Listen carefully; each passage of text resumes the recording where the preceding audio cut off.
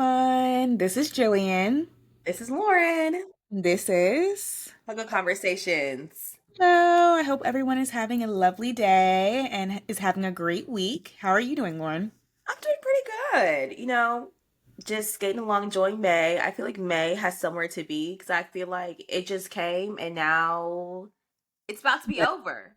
But live, laugh, love, enjoying the beautiful weather we're having right now. How about you? How's your week been? It's been really good. We're on Hump Day. We're recording on a Wednesday. Our Cocoa Yes. Conversations Wednesday. So work's been pretty good. I had a long work week last week, so I'm just grateful that this week is like going by easily. I'm able to get all my things done. That honestly just makes a week go by so much better.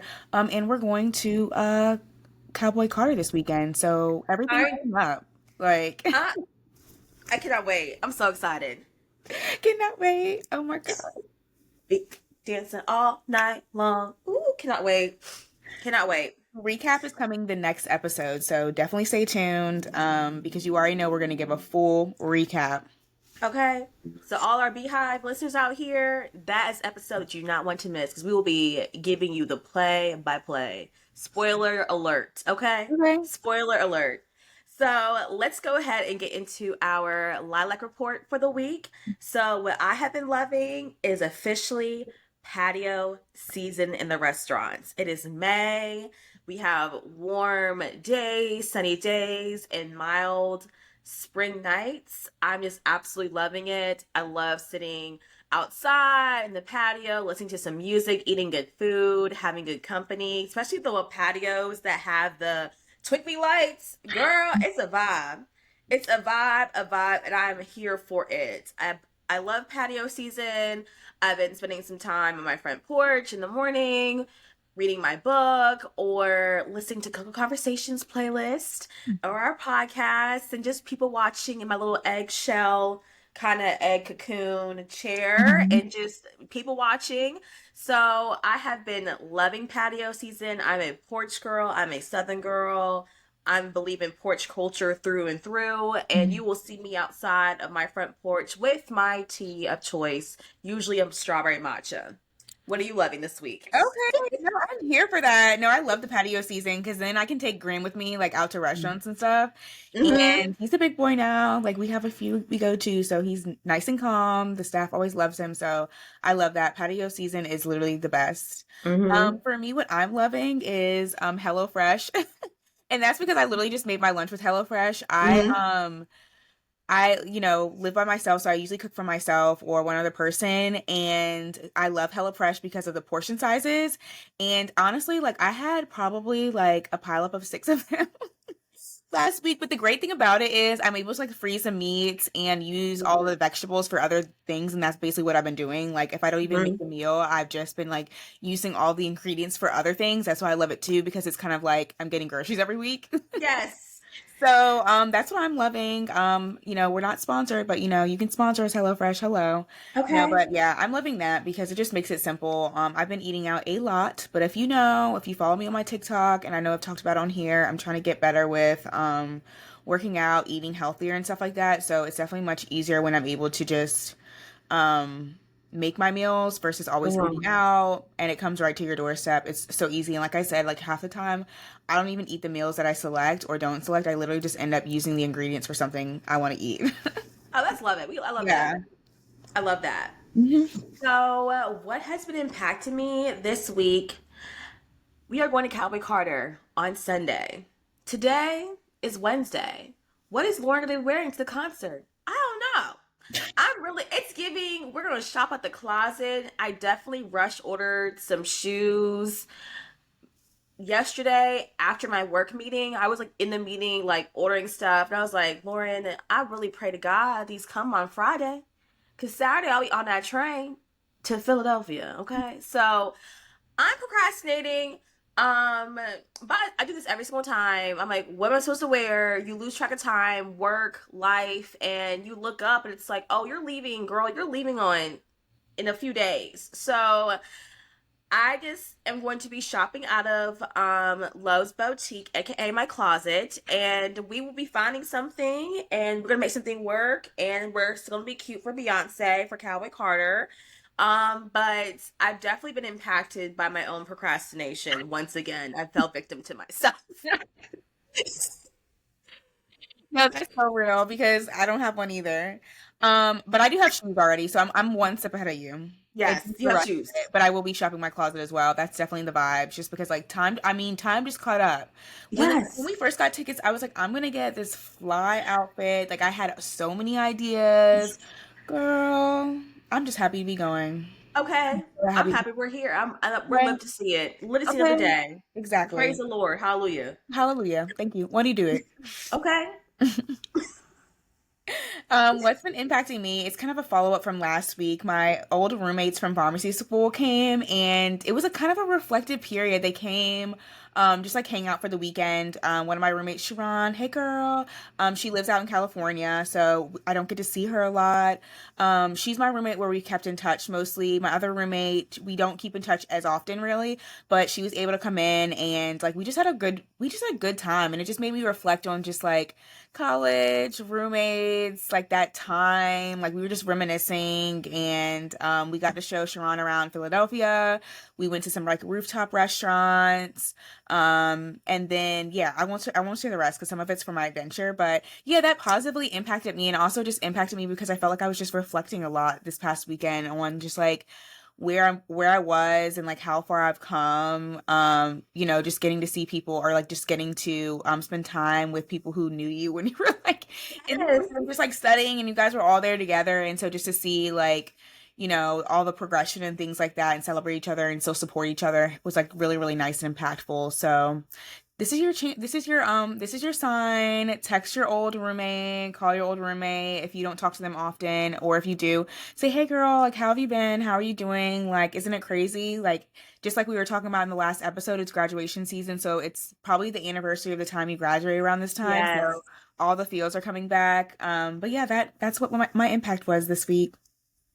I love that. I mean, your house in college, the pharmacy house, the party house. I was Mhm. there. I was present. The girls who know will know. I'm so Mhm. glad y'all got a chance to reconnect with your roommates. I know y'all had a great time just having good old girl time like it's 2016 all over again. Okay. Exactly. I know you enjoyed it. Now just I need to go reach out to my college roommate, my line sister. Shout out to Morgan if you're listening. I love you, girl. Hope everything's cool. I need to pull up and see my college roommate that I Mhm. haven't seen in a while to have some time, little reminiscing, girl Yeah. time, all that stuff.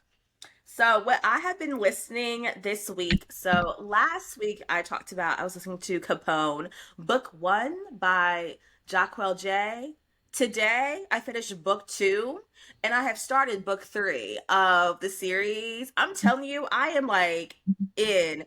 Jacquel writes these books so eloquently for it to be a urban fiction. I mean, urban fiction has a nice little oomph to it, but it's just they're so good. But every book ends on a cliffhanger. And the first chapter is right where it picks up of like where the theme But ends. So it's like it's immediately you have to read the next book. It's like, well, you what have happened? to. Okay, I might have to add this to my list. So literally, like, spoiler alert, and how book one ended, it was this whole thing. Basically, it's the main character is Aaron, the FMC, and then Capone is the MMC. So Erin's parents were like killed when she was 17. Her dad shot her mom in front of her and then committed suicide of himself. And her brother Jaden was only 3 years old. Okay. So now Jaden's like 16, 17. Erin's like 30, right? To Mhm. kind of give you perspective. And Jaden, um, Jaden had this little friend who wasn't no good, Timmy. Timmy, you a op. I don't like Timmy. Timmy was the op. And essentially, long story short, Timmy went ahead and shot Jaden and his pregnant girlfriend Joy.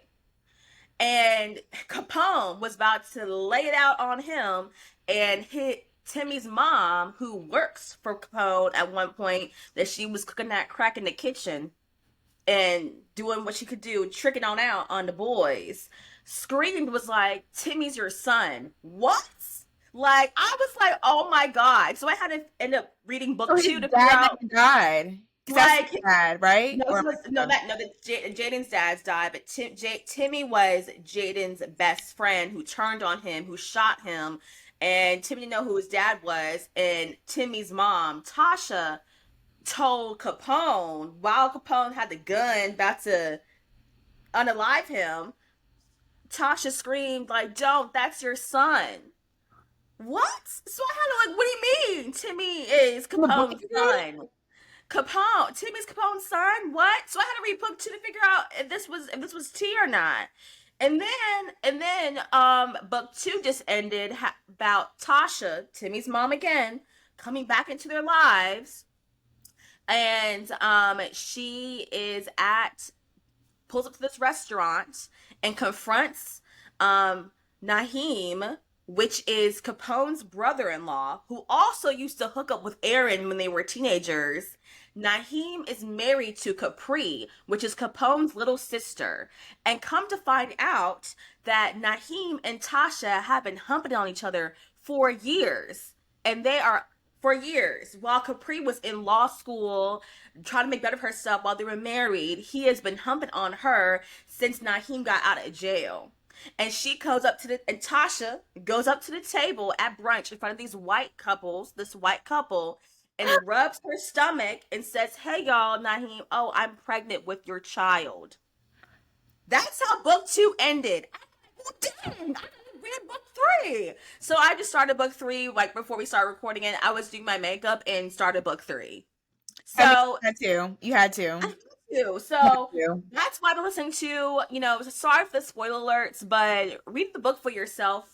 I mean, cliffhangers, you don't know how it really is going to get there, how you're going to read, the plot thickens. Jacquel J, girl, you wrote that. You did your big one with Capone. So I have been listening to that. Okay, I might have to add that to my Libby list because I text her. Y'all know every time Lauren gives her updates, I'm like, girl, you're inspiring me to read. And I finally hit play. I finally got a Libby book into my little hold space because it takes me Yes. some time. And I started hitting play. I don't know, I don't actually remember the name of the book that I'm listening to. Yeah, that's me all the time. I should print and play. I should play.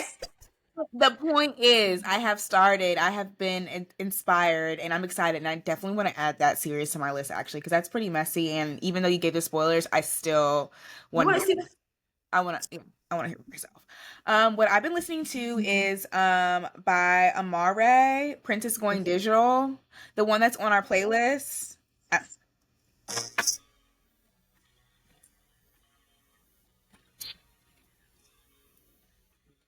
Okay, I don't think I can do like a whole clip, but yeah, that song is on our playlist. It's such a bop. I don't know, but every time I just want to like dance. Like Yes. fire. I think she's saying fire. I don't know. I probably should look at up the lyrics, but all I know is it's just like I'm just bipping and bopping. If you're looking at the video, you're probably like, "What are you talking about?" It's because I'm moving my shoulders. I'm like, Okay. I'm getting down. Like, I'm Okay. vibing. That's like been what I've been vibing to. I've literally just been like listening to that song like at the gym, just like it's my like first little song that I listen to, and then like let everything else flow. Been enjoying that one. So if you want a little vibe, little bop, it's definitely good for summer because it's like a fun little flirty beat Yes. like that. Check it out. Check it out. I love that song. I love that song. I believe your cousin was the one who recommended that song and Uh, responded to one of our stories.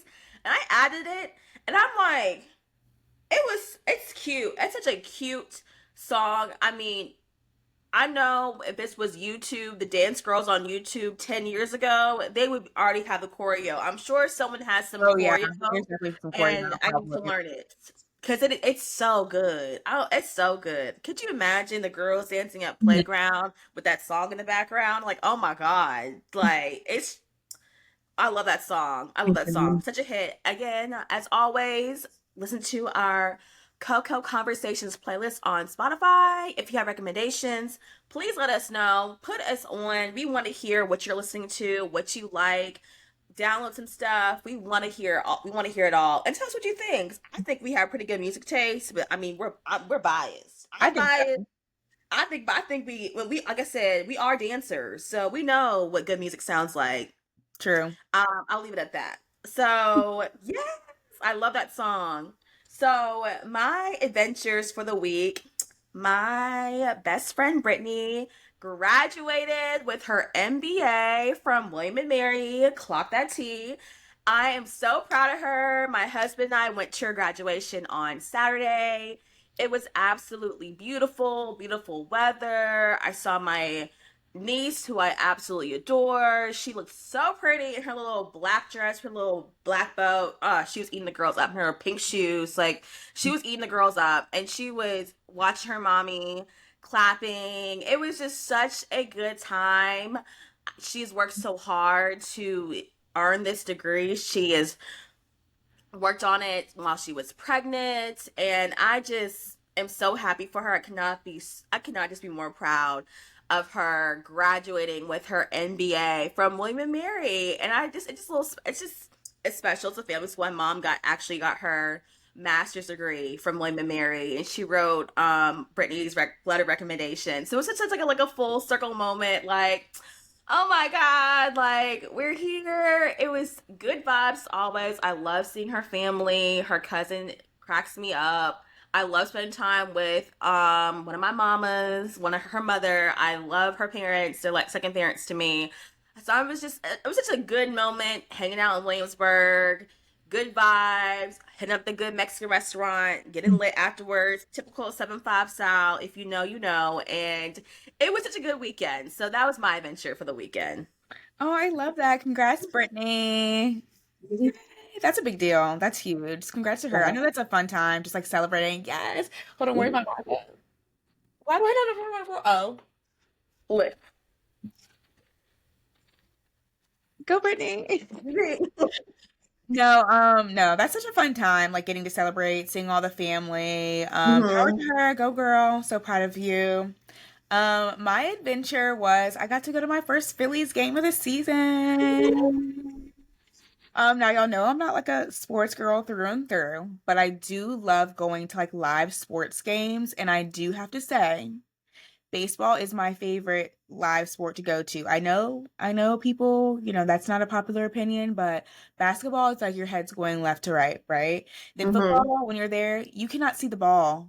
Those lines that's on the TV, they're not on the field. I don't know what's going on. Everything's happening so fast but so slow at the same time. It's too much. Baseball, get there. You don't need to be there for the first inning if you don't want to be there. Go there. Usually the parking's better. Go in there, get your hot dog, get my crab fries. For my Philly fans, if you know, you know. Have a seat. They're singing songs the whole time.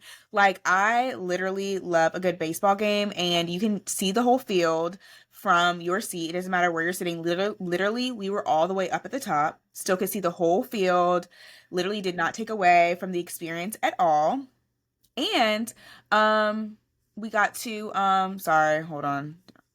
And they show who's about to come up to bat next. Like they actually show their pictures. It's so nice. Like think a scoreboard but on steroids. Like they tell you everything on that scoreboard. Each of the players have their own song that they like to come up to. So like you actually know who's like up next, who's batting, who's, doing it. So you can see their faces. They all go in rotation. So everybody gets a turn. And for me as a girl, I like it too because you can see how they look. You're really looking to look too. You get your little eye candy. You can see them better. Basketball, they're all sweaty, moving back and forth.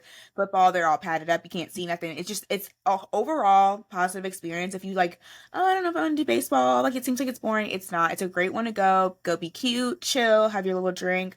Watch it. If you miss 10 minutes of it, guess what? You're fine. You can pick it back up. That's what I love about it. So that was so I fun. love that. I love baseball. Mm-hmm. Baseball is such it's something more American than a good Yeah. baseball game in the summertime with your hot dog. I Mm-hmm. love baseball. That's probably I'm a football girl, but baseball for me is like number two to go Mm-hmm. because the vibes like I said, are immaculate. Everyone's like chilling out, the kids are running around, the music is always good. It's a long game, but everyone's just kind of Mm-hmm. chilling, hanging out, just Yeah. socializing with their neighbors. I love that. I Mm-hmm. love that. Oh, I had a good time. And shout out to the Philly Fanatics, okay? If you know, you know. Um, For my career, I have a little bit of advice for this week. And it is learn how to say no. No is a full sentence. Hmm. And especially around these times when quarters are ending, Q2 is ending, some people's Q2, some people's Q4 is kind of coming to a close. For me, it's quarter four because the school year is coming to an end. And you cannot say yes to everything as much as you want to or you feel the need to impress people, to, fall in compliance or whatever the case may be. But know your limit, know what to prioritize, and know what to say no to. Because if you don't, you're going to burn yourself out. You're going to make yourself sick. You're going to make yourself overwhelmed and stressed, and you're not going to please everybody. So prioritize yourself first. Now, I'm not saying be laissez faire, don't do anything. But I'm also saying if you have too much on your plate, communicate that with your supervisor or whomever you answer to, or if you have a team, tell your team, let them know, like, hey, I need some help with this. Delegate out, find some solutions, maybe change some deadlines, or lead on your team if you have one to kind of help you out to kind of get through your tasks at hand. But if that cannot happen, no is a full sentence, and do not be afraid to use it. Advocate for yourself, because if no one's advocating for yourself, I mean, you're the only person to be advocating for yourself. No one's going to advocate you but you. So leave it at that. I tell that to my kids, my students, always advocate for yourself. But as an adult, I need to take my own advice sometimes and learn how to say no. No, that's so important because, like you said, that just leads to burnout, and you want to be doing more. Like, you want to be like, yeah, I can do this, I can help you out, like, just naturally in your personality. And then, even going back to our last episode, just talking about naturally how Black women are and how we do the most, it's so important to reflect into, and like you said, touch base with your manager and be like, hey, this might be too much. Or, like you said, say no. I'm not able to do this because I'm not going to be able to do it to the extent that I need to. And like you said, like, you're up on deadlines. It's in a quarter two, or like it's in the school year. You don't really have the time to do things. So I think that's really good. So great advice. I'm gonna have to take that one too. I'm putting that one in my pocket. For me, I have a little career advice too. My career advice is to make sure, like, don't take it personal. Like, some things happen in the workplace, and it's easy to take it personal. But listen, the company hires people. You're not hiring these people as your friends, so it's very common for you to have to work with people or come into contact with people at work that like, your communication styles don't really mesh, or your personality styles don't really mesh, or maybe they just have a stick up their ass. Let me stop. Or maybe they just or maybe they're just like an unpleasant coworker, overall. So it can be really, really difficult, especially like if you're like young, being a Black woman, like, all the things. Also, just like coming into your career can be really difficult when you work with such a like, for me, I work with such a big age gap. A lot of my coworkers are much older than me, and so that comes into play a lot too. And it can be so easy to take it personally. But at the end of the day, like, they probably would have said it to the next person. And like Lauren says, at some point you do have to advocate for yourself too. So it kind of like goes in hand what she says. It's like, don't take it personal, but at the same time, you're the only person to advocate that's going to advocate for yourself. So know when to obviously stand up for yourself, but at the same time, don't take it personal. Like, do not let 5 minutes of your day at work, what somebody said to you, maybe they're being smart, condescending, snarky. Don't let it get to you. Don't let it ruin your day. Don't let it ruin your week. I know I've personally gone through that recently, and it can be really easy to change your entire mood and change how you interact with them or the team. Don't do that. Don't take it personally. It is what it is. Say something if you need to and move on. Do not stop what you're doing. Do not stop your flow because of someone else. Don't take it personal and keep on moving forward. So that's my little career advice. Just a little snippet, just a little something. I definitely need to hear that because I'm a Cancer. I'm a Cancer sun, a Cancer moon with a Sagittarius rising, but I am a full Cancer, emotional, sensitive Mhm. person, and the inner people pleaser inside of me wants to, like, Oh, my feelings get hurt sometimes. Sometimes Yeah. when someone's like mean or they're rude or they're condescending, and I'm like, but why are you behaving this way? Hmm. But I've had to learn to, which I'm still actively learning it, not to take it personal. Because I Hmm. mean, but we're human. Sometimes words hurt. They, Um, but it is a job, it is work, so you have to kind of leave at that your emotions sometimes at the door. hmm. But it's always good to, like you said, advocate for yourself. So I love that. Definitely need to hear that this week. Hmm. So thank you for tuning in for this week's Lilac Report. As always, this is a good time for you to take some inventory about what you're loving, what's impacting you, what are you listening to, what are your adventures, and what's going on with your career for the week. Can't wait to see what your Lilac Report is. All right, everyone, it's time to get into our current event for the week. As you all know, P. Diddy is currently on trial. He's on trial in Manhattan. NPR reports that he is facing charges of racketeering and sex trafficking, for alleged crimes that took place over the course of 2 decades. The 55-year-old Combs has pleaded not guilty to all charges, but if he is found guilty, he could spend the rest of his life in prison. So, if you haven't heard, you're probably living under a rock. Diddy's been in jail. Why has he been in jail? I mean, there's been smoke for years. Go watch Wendy Williams. Go watch some old episodes of Wendy Williams. Like, he has been literally like, there's been smoke around him for years. But I'm gonna let Lauren start with this one. Go ahead, I'm girl. gonna tell you, I have been tuning in to my girl Mona on TikTok because she has been in the courtroom and reporting every day since the trial has started. The way that Cassie is the bravest, most strongest woman I'll probably ever never get the chance to meet in real life. Shout out to her. She has been getting on that stand 8.5 months pregnant with her third child, facing her predator in open court and telling the world what happened to her.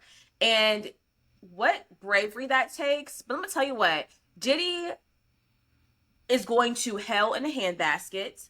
I am surprised that the rapture has not come up from the ground and just sucked him in the pits of hell already. Because the testimony is unbelievable. I think she even mentioned that in her testimony, in Cassie's testimony, that in 2 years ago in 2023, that she was still having very unhealthy thoughts and suicidal thoughts, and how she wanted to walk into traffic because she still experiences the flashbacks and the anxiety and the trauma and the depression, and from all that she has gone through. People fail to realize that she is was 19 when she met him. Like, he was like 37 or something. Like, I remember being 19 and this guy likes you, and granted he was older, but like, you want to please the person that you love, that you would do anything for them. And a lot of people have been saying this BS discourse. Well, I should, like, why did she leave? And she should have said something. Girl, wouldn't have been me. And I'm loving all the people on TikTok clocking everyone else's tea, saying, well, you sit there in the nail salon for an hour and a half and not telling your nail tech you don't like her nails. You sit there for 3 hours, get your hair braided, and you don't like the way your hair looks and don't communicate that with your hairstylist. You mean to tell me that you would sit here and the person that you're actively in love with, being and you were sexually active with, that you're just gonna up and leave when things go astray, things go left? No, you wouldn't. No, you actually wouldn't. So stop. You need to check yourself. And it's been reported countless times and documented that Cassie has tried to run away. She's tried to leave. It has been very, it was, she's done a lot, and she freed herself. And I'm so happy that she has found peace and love with her new husband, Alex Fine, and their two beautiful daughters. And now she is pregnant with her third child. But the fact that, I think it was something that they were trying to, the defense was trying to cause a mistrial. So from my understanding, correct me if I'm wrong, somebody fact check me, but the prosecution had like a day and a half to be on, like, to question Cassie, and then the defense had a day and a half as well to cross-examine her. So they wanted to extend it and go over the weekend in hopes that she went into labor and caused a mistrial. That's what like the rumor has it. That's freaking sick. That is so sick. She's 8.5 months pregnant, and she was allowed at the time. The prosecution got a day and a half. Y'all got a day and a half. You wanted to stress that girl out to the point that she was going to have a mistrial and go into active labor. Screw all of you all. Screw all of you on the defense team. I get it. Some people have a job to do, but I feel like as professionals, as human beings, some things we just do not do. I get it. People got families to feed, but the people who are defending, who are on the defense team of Sean Diddy Combs, I'm praying for you. I really hope that God has forgiven you already for your sins. I hope that you're just doing a job and not getting attached to that. But if you're going to play dirty tricks like that, that's sick. I mean, I get it's the courtroom. Anything kind of goes in the courtroom legally, under the eyes of the law. They're going to do some little tricks, to try to get this jury to sway in their way. That's quite literally their job to do so. But the discourse against Cassie, trying to, say all these things about her, basically paint her as some type of Jezebel. Like, girl, no. They're going to actively try to have a mistrial so she can go into active labor while she's sitting on the stand for 8 hours, whatever, a day to talk about her past experiences, and for y'all to gaslight her in open court. No. But That is disgusting. it's disgusting. Then you're going to hell. He's going to hell in a handbasket. And I can't wait to see.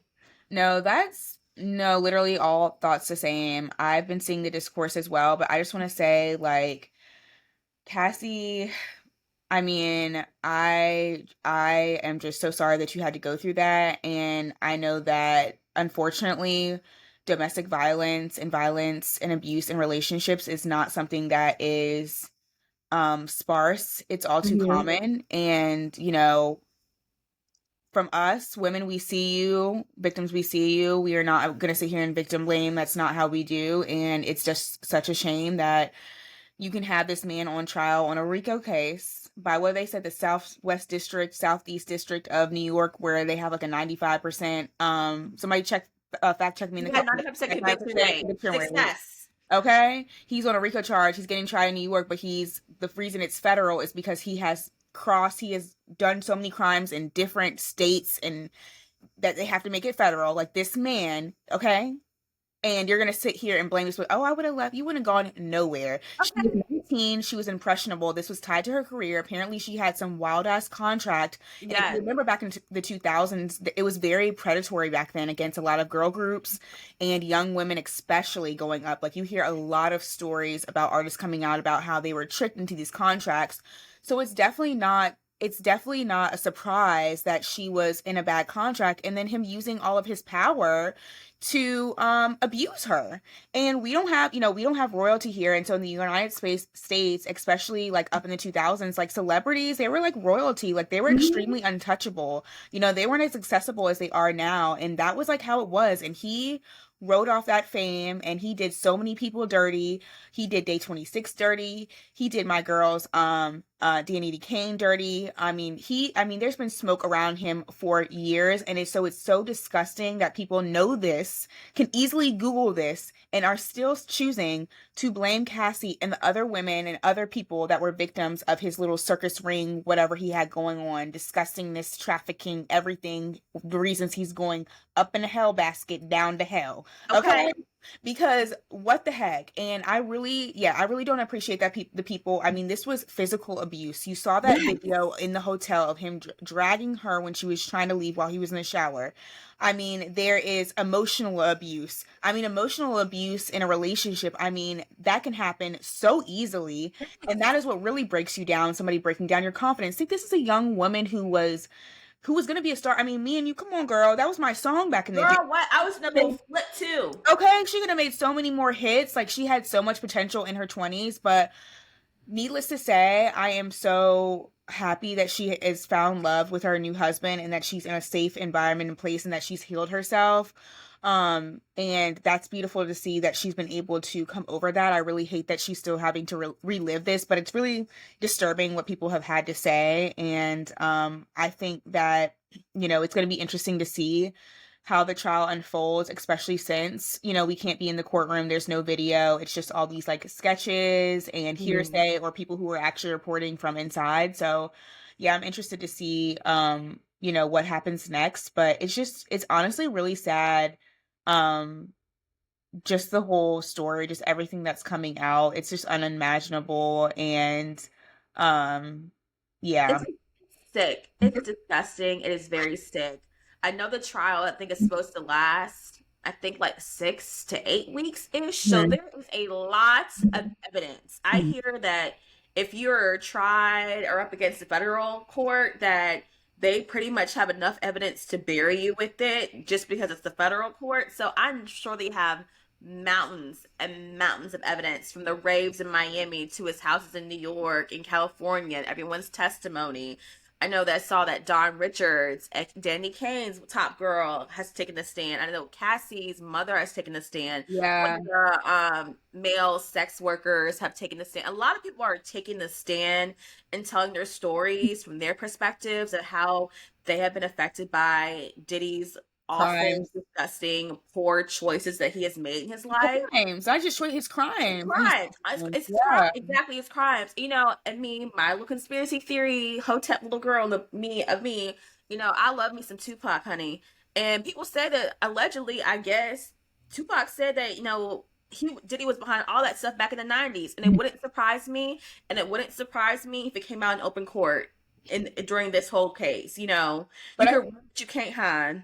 I did Diddy. hear that the defense is pretty strong though. They said that Don Richards didn't have a great time, like didn't do well on the stand, but Uh-huh. always, that's always, you can be as There'll always prepared. be one of you. There's always Yeah. going to be, the defense. Obviously, this is a very high profile case, so you have the top attorneys, and you have to be very strong to be a victim to go up on the stand to even be vulnerable enough. And then you have a defense trying to trip you up and gaslight you, especially in a situation where we know what's going on. I don't care what you said. We know what's going on. What's my girl, Nancy, who always is coming for my girl, Casey Anthony. Yes. Who's always going to Yes. I'm Girl. up there at the court. Okay. That's all Nan- right. I don't care what these. I know. Okay.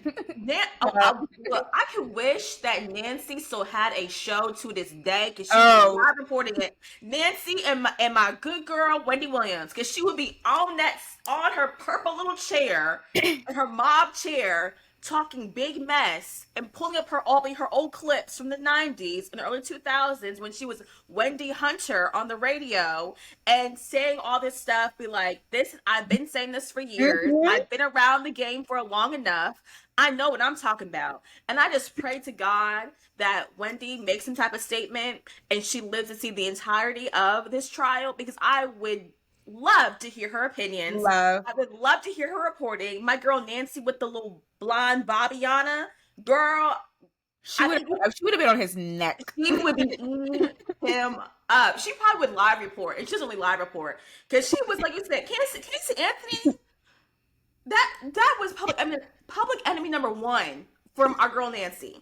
Okay, Nancy was playing zero games with Casey Anthony, and Yeah. she still does to this day. She was on TikTok when that stuff came back out. She's like, actually, I'm still here, and I'm still setting 10 toes against this Literally. little girl. So, but yeah, all in all, it's disgusting. It is sad. Obviously, he's effing guilty. I don't care what you say, federal court or not.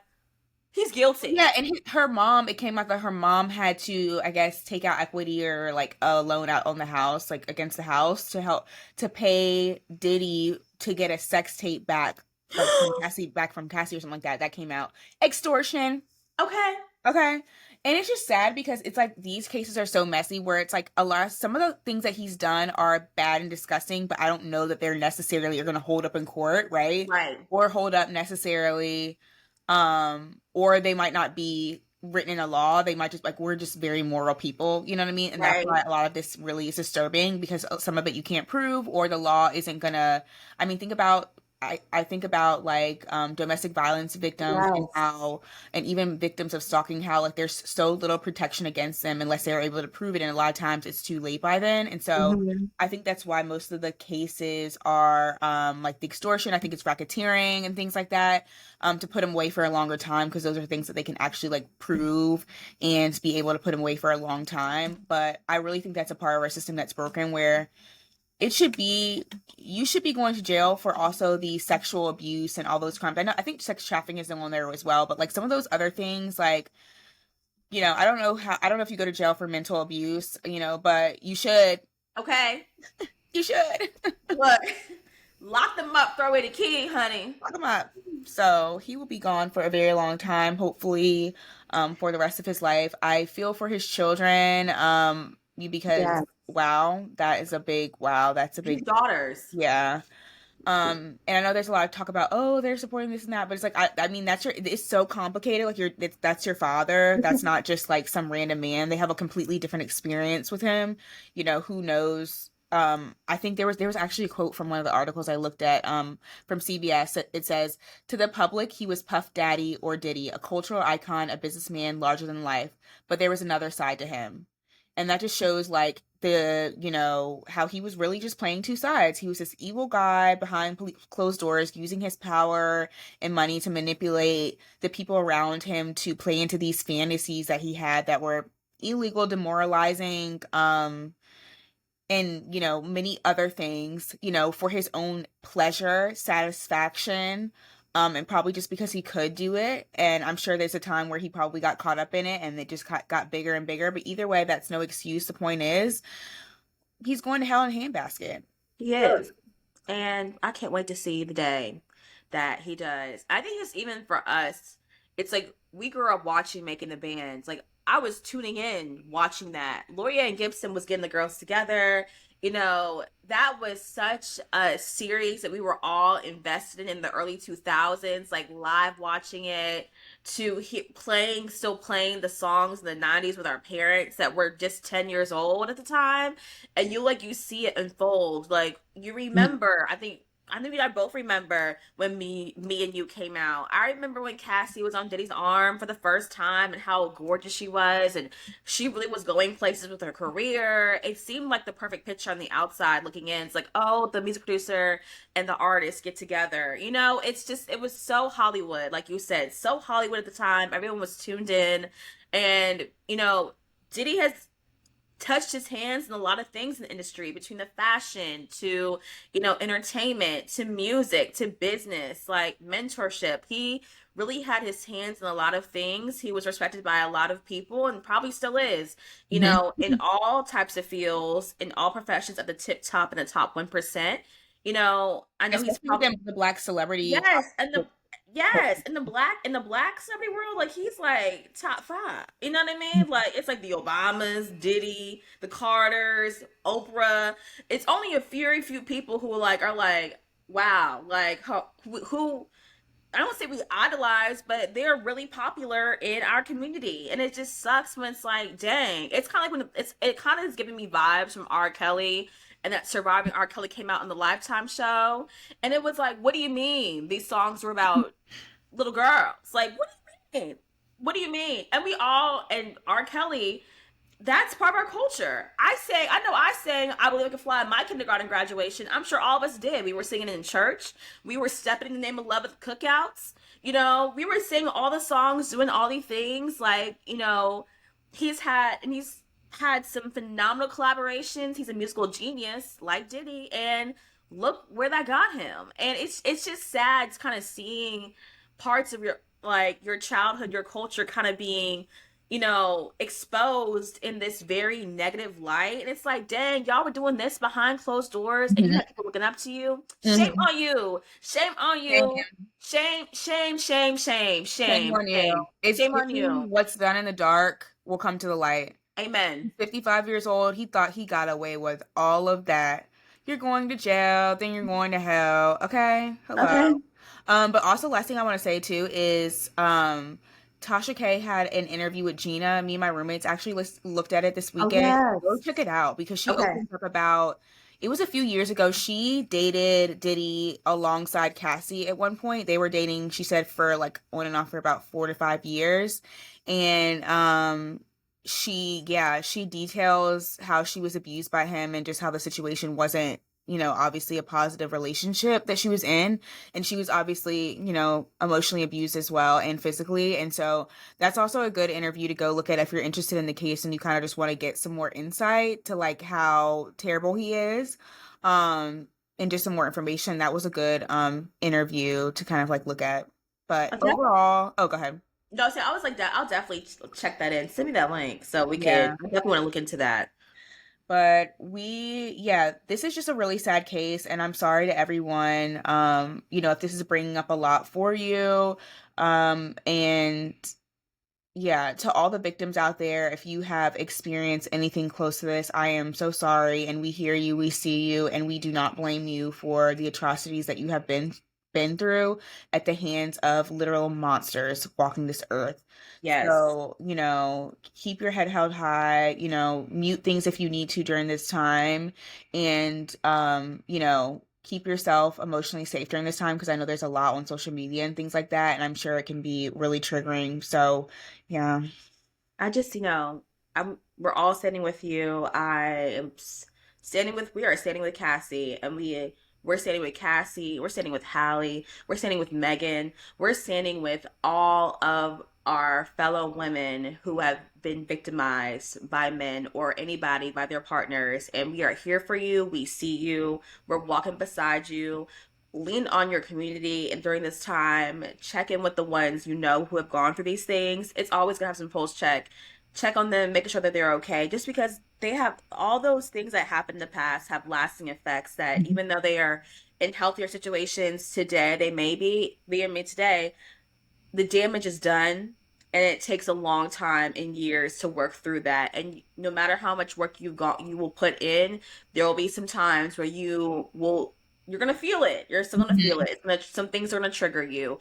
And for that, any back from our old episode, last episode, these men out here, again, if you know of somebody, if you see of somebody disrespecting a woman, doing crazy stuff, putting their hands on women, sexually abusing them, all these crazy things about them, call them out. I don't care if it's, call them out. I don't care if it's your best friend, brother, uncle, neighbor, cousin, church member, parishioner, businessman. I don't really care who it is. I don't care if it's this man you just saw walking across the street. Step up and defend a woman's honor. I'm very traditional in that sense, and I don't care. I don't care what it is. I don't care what the context may be. But men, y'all need to call out your fellow counterparts and do better. And shout out to the men who do. Shout out to the Mhm. men who do, because Exactly. Alex Pine, phenomenal husband. I just saw a video of a clip a couple days ago of him, his glasses. He's coming out of court and he's like beat right. You could see the anger on his, like, you was confused. You kind of see the emotion he's feeling, such intense emotion. It could be anger, it could be sadness, it could be like happiness for his wife. I know there's a statement of how, the emotions he was feeling that I guess their attorneys spoke up against in a Mhm. press conference. But I mean, he probably knows things that we will ever never know. But I'm so glad that God put them together, that they cross paths, and they have a safe and beautiful, loving family. I'm just so thankful for Yeah. that. Not everyone gets a happy ending, and I'm so glad. And Cassie did, because she is more than deserving. Because she is still that girl. Okay, don't get it twisted. She still eats down. I'm sure she could she would release a song today, it would probably go platinum. Because what? Mhm. She's that girl. Long Exactly. way to go. Still trends on TikTok to this day, even prior to this whole Diddy situation. Her songs eat. Me and You Eats. I wanted to be her in that bikini with the legging capri set and her little Jordans, and she did a little flip.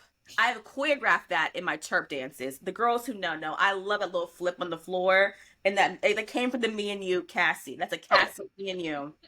Check out the 2017 spring concert, The Bad Blood. Okay, it is in the It's in the choreography. Iconic. She's iconic. All I'm saying, she's Yes. iconic, and I cannot. I'm glad that she's coming out on top. kudos to her. Diddy in the pits of Boo. hell. Burn. Boo. Tomato, Tomato, tomato, tomato. tomato. Tomato, Yeah. tomato. Yes, but that's our current event for this week. Definitely we may bring it up again like towards the end, just depending on like what ends up happening, but we're definitely following the case. And again, we hear you, we see you, and we're praying for you, all the victims out there, and we're praying for the best outcome for the victims in this case. So let's get into our next segment. All right, let's get into our topic for the episode. For this week, we're going to do a Ask Coco segment. So, if you don't recall, Ask Coco is where we go through some Reddit stories. If you didn't know, I love going through Reddit, like the crazy am I the asshole stories or like what should I do advice stories. So, Lauren and I picked a few titles. We haven't read any of the stories, so this is going to be a blind reaction for both you and us. And we're just going to give our advice, give our opinion. So, let's get into it. You ready, Lauren? I'm ready. I'm ready. I want my fiance to decline his friend's wedding invitation. My fiance, male 27, and I, female 25, are getting married in less than 5 months. His friend, male 27, is getting married in August. My fiance is a groomsman. The friend who is getting married is a groomsman in our wedding, too. They've known each other since middle school. We got the official invite and RSVP in the mail last week and were surprised to see I wasn't invited. My fiance texted his friend to ask if I was invited, and he said something along the lines of having limited space and having to make hard decisions on who to invite. In my experience, you always invite the spouses/committed partners of the members of your wedding party. Also, out of their 6 groomsmen, only me and the other partner of a groomsman aren't invited. So they invited all the other groomsmen partners except for me and someone else. I've never been close to this friend or his soon to be wife because of the political and religious differences we have always kind of, but we've always been kind of respectful of each other. The soon to be wife didn't like the post I was making on Instagram, but she only messaged me once about it, so I didn't think it was a big deal. She's conservative, rich, and super Christian, if that gives any additional context. The other partner of a groomsman not invited was a man. The groomsman is gay, and they didn't want to invite his partner. I don't think that was a coincidence. Additional context. The total wedding guest count is rumored to be around 53 guests, so very small. I know it's not rational, but I want my fiance to decline their invitation because they didn't invite me. I feel disrespected, and also wedding and social event culture is to recognize couples as a set, a unit. You invite one, you must invite both. I know that might be changing, but dang. Anyways, needed to rant. I'm not going to ask my fiance to decline. I would never do that. Why would I cause drama unnecessarily? But what would you do? I would do. All right. I would ask my fiance, say, I would ask him to do so because that means his friends share political views and religious values or how they view the world so extremely in such an they view it in such an extreme way that they do not even want to just know the person on their side, or they're just want to be in their little circle in their bubble, but clearly they don't respect you enough to recognize him as your partner and you as his partner, especially in the time when y'all are engaged, you're about to be married, and the groom is literally in y'all's wedding. I would again kick them out the wedding. They will not like rescind their invitation from them. And if you do not have respect for me because I look at the world a little bit differently, and we just can't be cute and cordial for the sake for this social event, for a wedding, for to celebrate a union and love between two people under their Lord, and if you can't do that, baby, then I don't want people like that in my life. And neither should your fiance. Like that, those people don't always make it to you to the next step. Like I always say, you're gonna leave people behind when you take some steps. And unfortunately, it sounds like you have to leave them behind, but you don't want to hang around with them anyway. They sound boring, religious, conservative. They probably have a boring wedding anyway. So you ain't Yeah. missing out. Yeah, I agree. I would want my fiance to decline simply because it's a character flaw issue.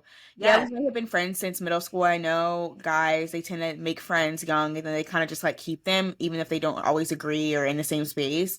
So that might be some of it too. But yeah, it's time to like let go. It's one thing to, maybe you're saying, no, we're not doing plus ones because it is a micro wedding, but you literally didn't invite anyone but the two people who have some type of controversy, like a gay man and then you who has completely different political views. Like it's disrespectful. It was obviously to single you all out, and it's obviously because there is a lack of respect. And if there's a lack of respect, then we don't need to be in each other's lives. And if you don't even get along with them in certain ways, then it's like, why would you even want to be in their lives? So I would take my invitation away from them, and I would ask my fiance. I'm like, no, like, do you want these people in our life? Like, because how is he treating you well if he's not treating the situation well? Because if he was respectful, then he would still probably invite you because, again, y'all are getting married. It's not just like, Right. this is different than like, oh, you guys met even like 6 months ago and you're just like dating. It's like, okay, well, maybe, people, it's a lot to do a wedding. Like, you can't just be, y'all are also engaged.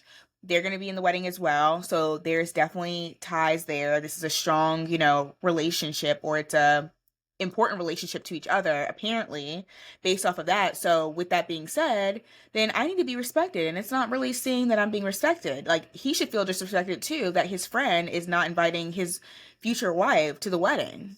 I would also be side eyeing him a little bit too. Obviously, just depending on how he handles the situation.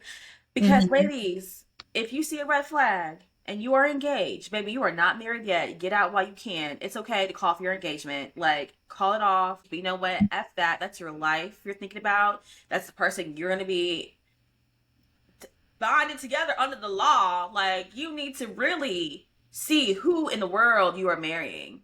Hmm. So that would be my also little tidbit too. But that's kind of sucks. But girl, decline the invitation, honey. Yeah, he don't need to go. Okay. Okay. All right, next. Am I the asshole for giving my daughter the middle name my sister wanted for her future child? AF am a twin. My sister and I have shared everything our whole lives, birthdays, clothes, sometimes even friends. But apparently, that sharing has a hard stop when it came to baby names. I recently gave birth to my daughter, yay, and I decided to honor our grandma by using her name as my daughter's middle name. Grandma meant the world to me, so it felt like a beautiful tribute. My issue? My twin sister. Before I even officially decided on the name, I told my sister what I was thinking. Instead of being excited or supportive, that she immediately yelled at me saying that she wanted that name for her future daughter's middle name and that she didn't want to be involved in my child's life.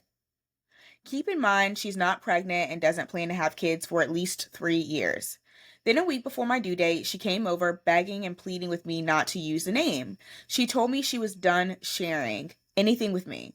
I tried to frame it positively, saying it could be sweet if our future kids shared the same middle name and that grandma would love that connection. No look. Fast forward, I had my daughter last week and stuck to my plan. I gave her grandma's name as her middle name. Since then, my sister has completely cut me and my husband off. She blocked us on all social media and refuses to talk or see us.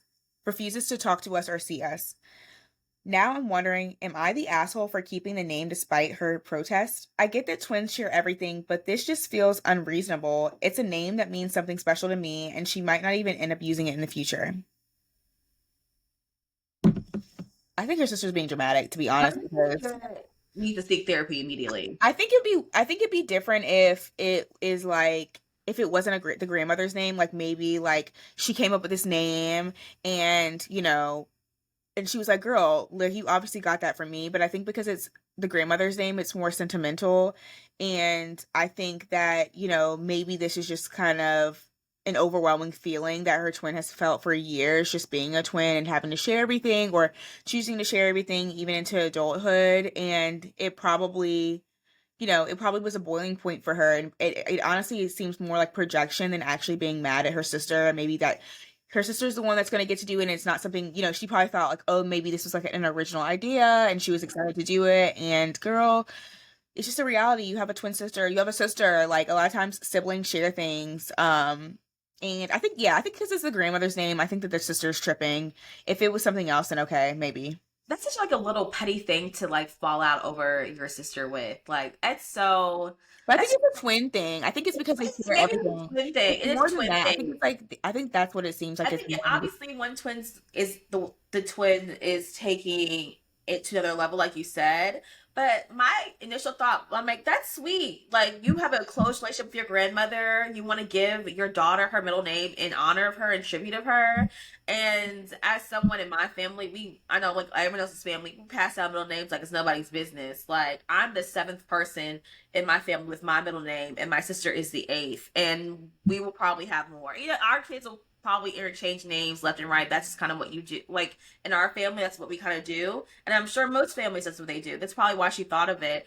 But girl, she's not even pregnant, and you're gonna sit here and not talk to your twin sister and be in your new niece's life because of a name that it's a name. It's a name. Like, I understand, like, no, twins have a different dynamic. I don't know what's like being a twin, even though like my mom did raise my sister and I like twins, but we are not twins by any means because we're Irish twins. But it's Yeah. I mean, sharing is a lot. Like, y'all share lives there together, different experiences. Like, it's just a different connection, a bond that I will never understand.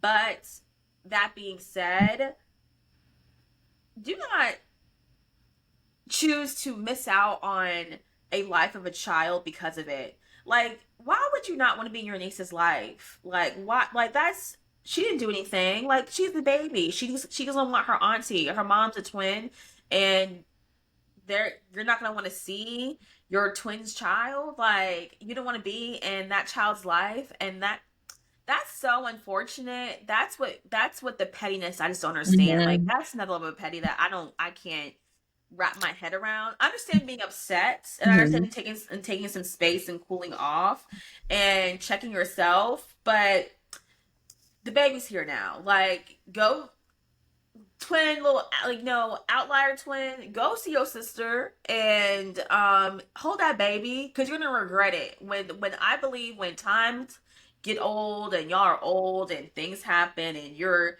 looking back at life. Don't let this be the reason why that you don't talk to your sister anymore, or your kids are not cousins, are not close. That's not a good thing to fall out over, in my opinion. Yeah. Yeah. Girl, you're not the asshole. And You're hopefully your not. sister gets over it. I think she's just kind of upset, unfortunately. Okay. Let's go to the next one. Okay. My husband of 3 years doesn't want to have sex with me. Can you help me through his thought process? So, my husband lately has been spending a lot of time playing PlayStation games and being on his phone. He plays games from waking up to nighttime. Then I ask if we can have sex when the kids are asleep, and he tells me yes. Then we are in the midst about to do it, and he pulls away and says he's too tired and just wants to go to sleep. Then days later, randomly wants to have sex, is so turned on, but because I feel rejected when I want to, I turn it down. Whereas before I had sex whenever he wanted. Excuse me. I might add I have a very high sex drive and I've already talked about this and there's no change.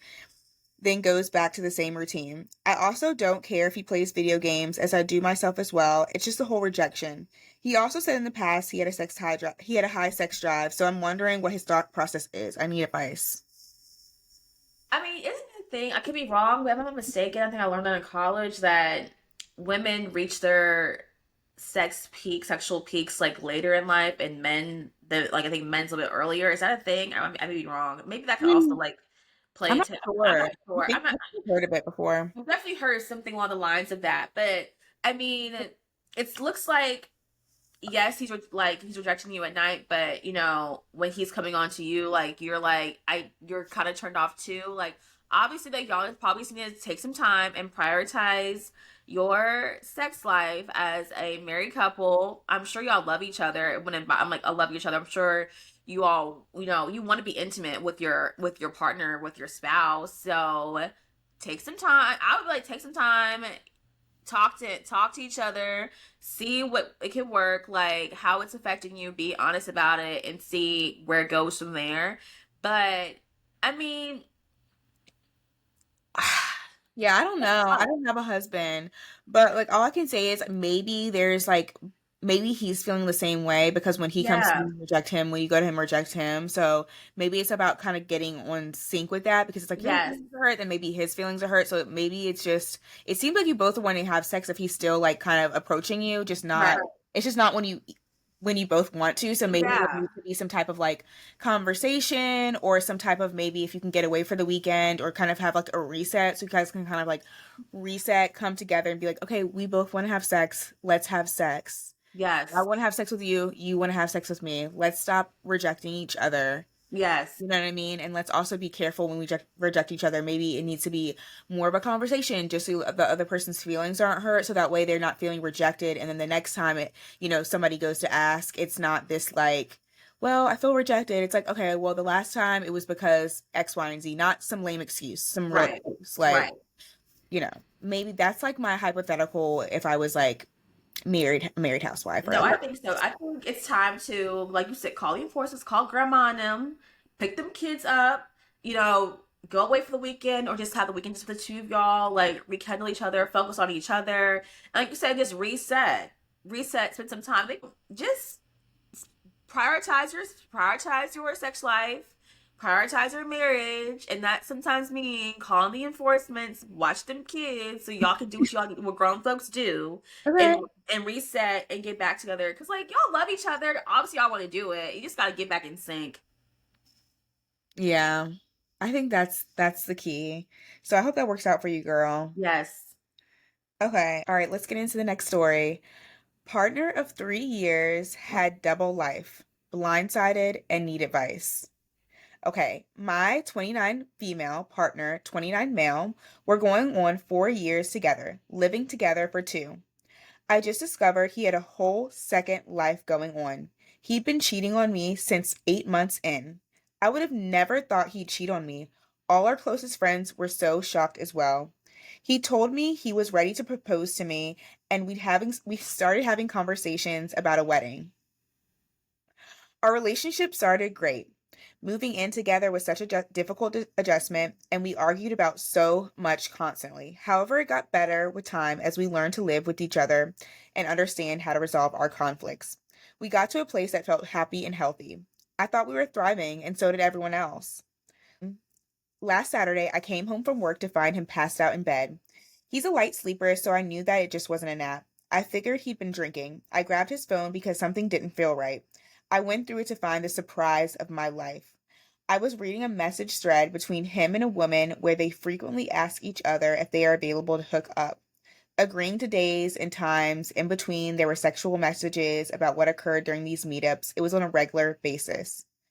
My life got flipped upside down. I've kicked him out, but I will soon have nowhere to live as I can't afford my $3,600 rent on my own, and I don't have the means to pay the $10,000 fine to break the contract before my lease is up. Even when I do gather that, I'll be at zero for a deposit of a new much more affordable option. I have no real support system. He was my best friend, my confidant, and the man I thought I spent my life with. I'm just I just feel so lost and angry at him for stringing me along and just all the betrayal. I discovered he's in massive debt and has a deep porn addiction. I feel like I don't really even know this man. Like I've been living with and sharing my body with a stranger. I have an appointment to get tested and I'm scared. What hurts the most is that I want to so badly betray myself and give him a second chance. He's literally begging me on his knees for he's sorry, I had to say no before I finish.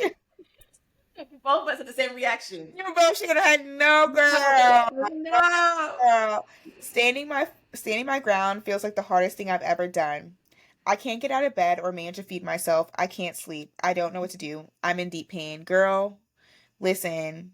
I'm gonna tell you like my mom told me the first time I got my little heart broke. It's gonna be the first, but it might not be the last, so you gotta get up and get over it. Okay. No, but let me not be Okay. insensitive because this is actually crazy.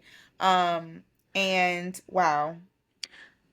8 months in and Eight he's months just been in. hooking up. Honestly, when she showed the text thread and she was saying like he just most of it was just like them hooking up, I immediately was like he must have some type of addiction because like Right. why it's not like an affair where he's having like this emotional thing. It's Right. really just like he's just trying to get extra sex or like he just has like a weird sex drive. Maybe he like wants to do some like weird things that he doesn't want to do with you. Yeah. Either way, it's giving I think you did the right thing. Leave. I know it feels daunting as far as like how you're going to financially provide for yourself, but you made a way without him before. Remember, you were somebody before Okay. him and you'll be somebody after him. And yes, like you planned your life to be living with him financially and everything like that. But girl, you will figure it out step by step. But first, don't go back. No, Take some time, get your stuff get your stuff together, and keep the and motion going. Keep that motion going. keep it Don't going. look back. There is no moving back. Like you said, you find the message. Okay, at this point, plans are in motion. Now it's like, okay, I can react to it. What can I do right now to help me get up out of this house with this man and get into myself situation where I could be stable and on my own too? And it starts immediately. It's immediate. It's immediate. It's immediate. Thank God y'all are not married. Thank God y'all never got engaged. At this point, we're just talking about some money and a lease. And I know it's a lot of money, and it's like, oh, how's the find this thing? I gotta break this lease. I gotta leave him. Like, what am I supposed to do? Like, it is like you said, it is daunting, but you're Mhm. gonna figure it out.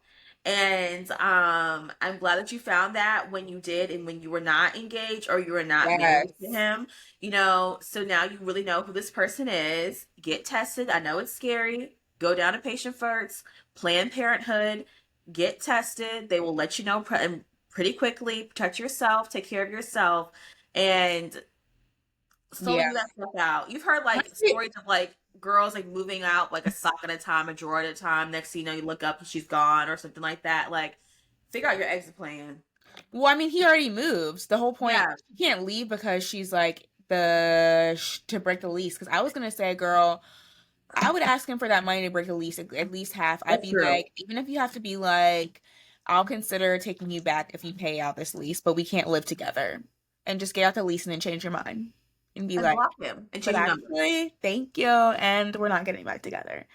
Yeah, girl, find you a little studio to get you Okay. around until you can save up until the next year you can get a one bedroom again. Like, don't stress yourself out financially. Like, day by day. Like, it really like the end where she's saying she can't get out of bed and all those things like that. Like, girl, heartbreak is so real. It People is. try to make it seem like it's just like this little thing. It's so real. It It hurts so hurts. bad. It hurts. People die. It People die. Okay, people have heart attacks. hurts. And so it's like you don't want to like, give yourself some grace. Like this is Yes, not a great situation.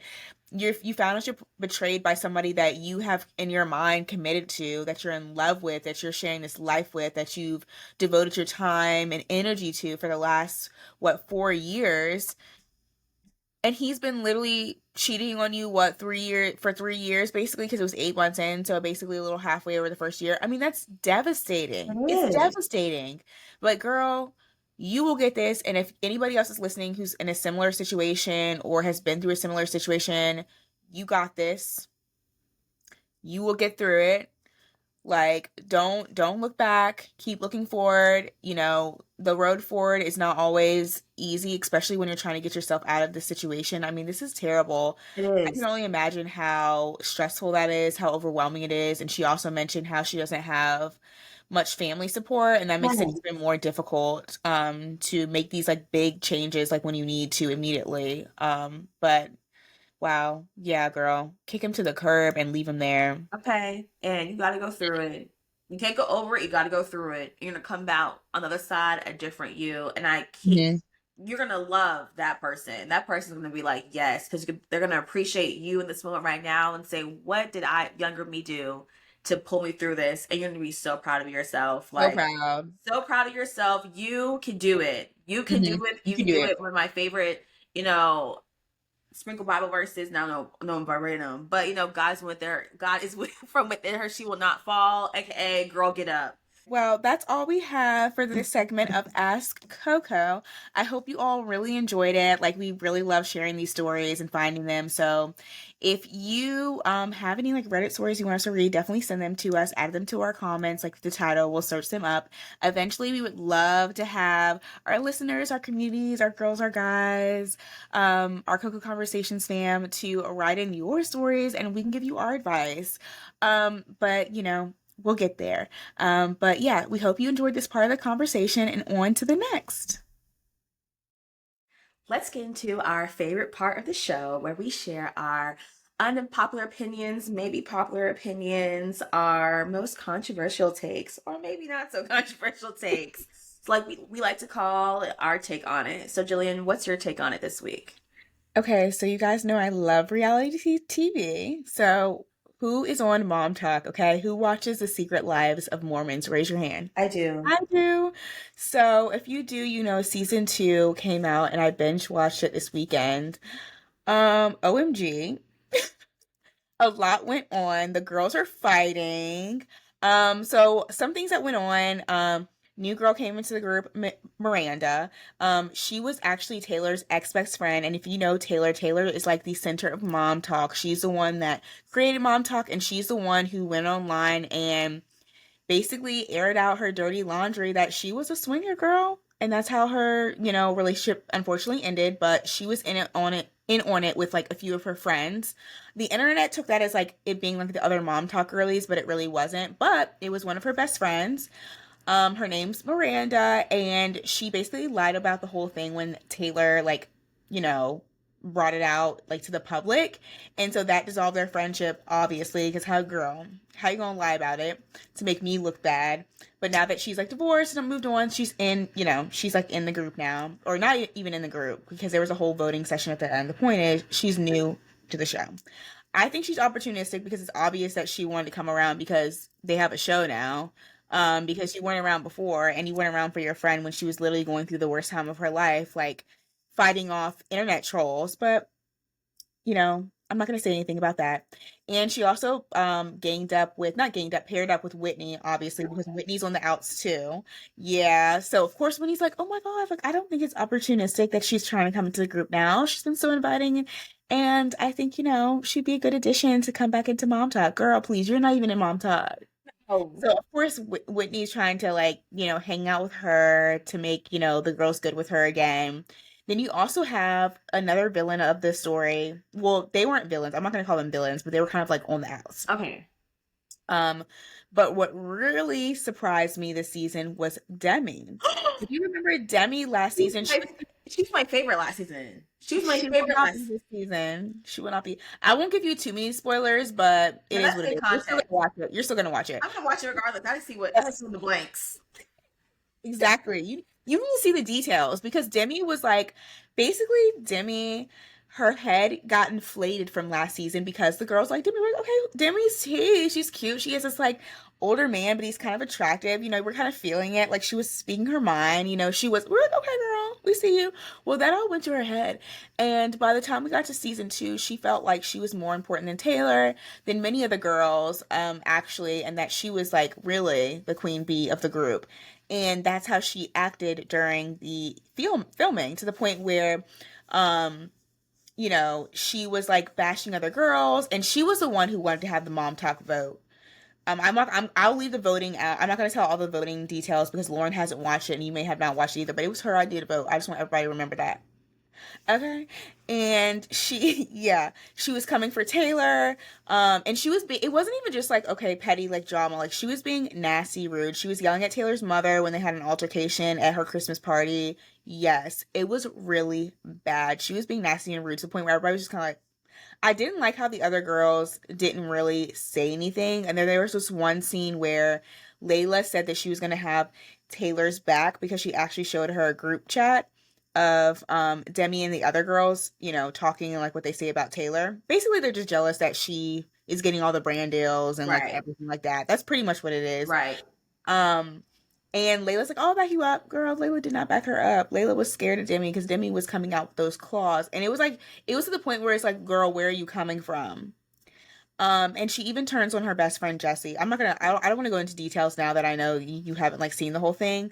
But if you're not clocked into Mom Talk, you need to clock. And in my opinion, I'm gonna share my thoughts on like what I think is gonna happen next because as you remember in the earlier in the episode, I talked about how my roommates were here, and so one of my roommates we were like talking about like all of our thoughts and ideas on like on the show and what we think. So we think that they might be slimming the group down for like as far as like the TV show goes next season because you can tell some of the other girls like you know there's so many girls and there's only a certain amount of time that you can like see, you know, they're only going to show a certain amount of Right. minutes per episode, so there's not a lot, so you need more time for each girls.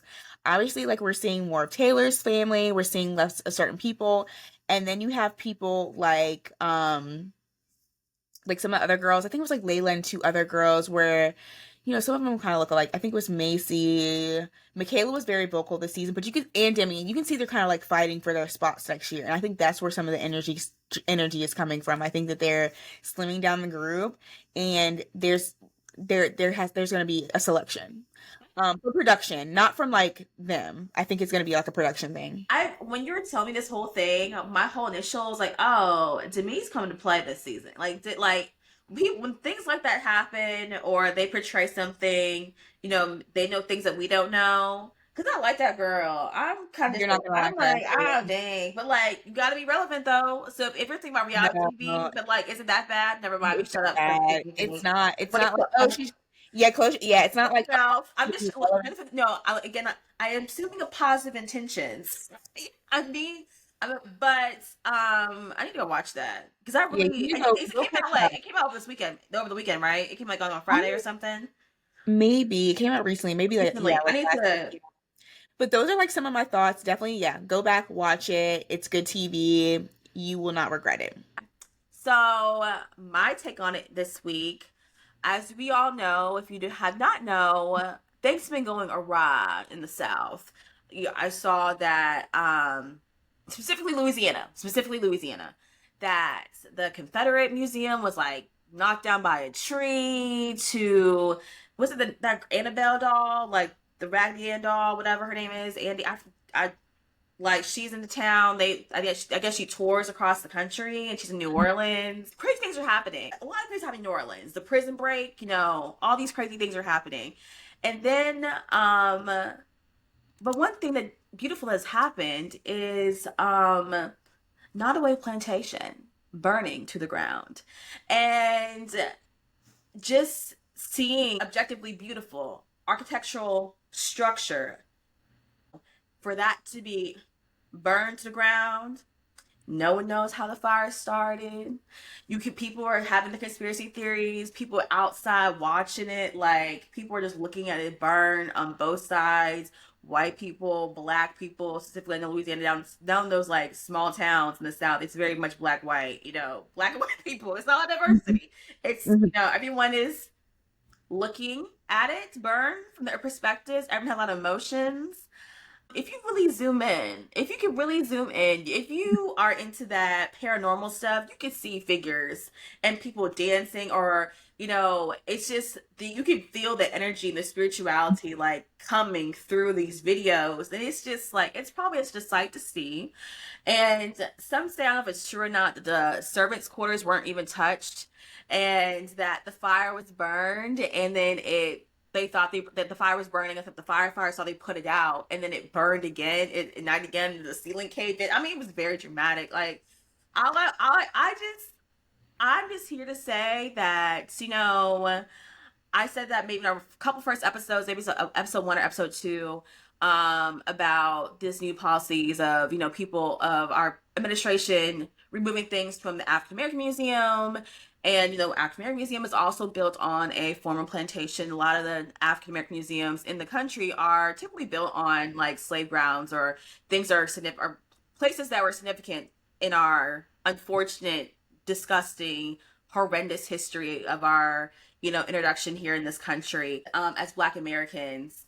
So the ancestors are here. They're sending a message. People don't know what they're messing with. When you leave the physical world, you are still here with us in some way, shape, or form, with us, walking with us. They're still in our lives. We still feel you. And they're here fighting for us.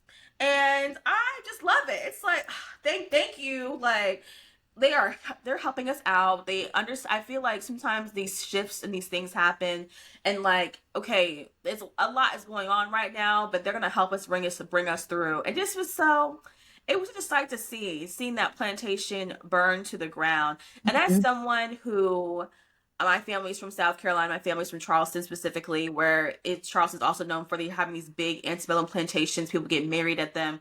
I mean, black people get married on plantations all the time, but like, that's just not my tea. Like, let's don't, no, we're not doing that.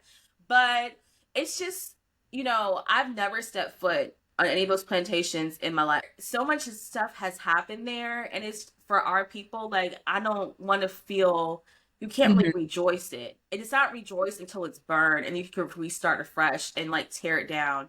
And I am glad that I think it's one of the last, if not the last, antebellum mention that people honor and try to talk about great heritage, and their way of thinking, and not realizing, like, fail to realize how horrific it was for us and how their ancestors treated us. I don't think they really understand to the extent of, I don't think none of us understands except how horrific slavery was here in our country, and the fact that we still have monuments and structures still around from that time, and people are still glorify them to this day and wish that this was still the law of the land. And seeing it firsthand, we all saw it firsthand. And baby, now the ancestors, it's their turn too. They're like, shh, we'll set the fire flame. We're gonna be okay. All I'm saying this I got from this is we're gonna be okay. We always are gonna be okay, but it's nice to have a little a little sprinkle, and then like the prisoners get out. It's like, 10 people get out, run out, and like everyone knows So it. they all got caught now. Girl, I know. I think a few of them on the run. I'm like, run, run, Forrest, run! Like, run, Forrest, No, run! I'm not president. Got 34 felonies. Like, shoot. Messages are being sent. That's how I feel. I definitely felt like it was spiritual, like the burning. I saw a TikTok of a woman, a black woman, like she could see the fire in the background. She was like pouring Yes. around. But thank you for joining us today on this episode of Coco Conversations. We hope you enjoyed the conversation. And as always, please support us. Give us 5 stars on Apple Podcasts, Spotify. Like us on YouTube. Subscribe to our YouTube channel. Follow us on Spotify. We really, appreciate all of the support, and we love to, keep growing this community. So we hope you have an amazing, amazing week, and we can't wait to chat with you next week. Bye.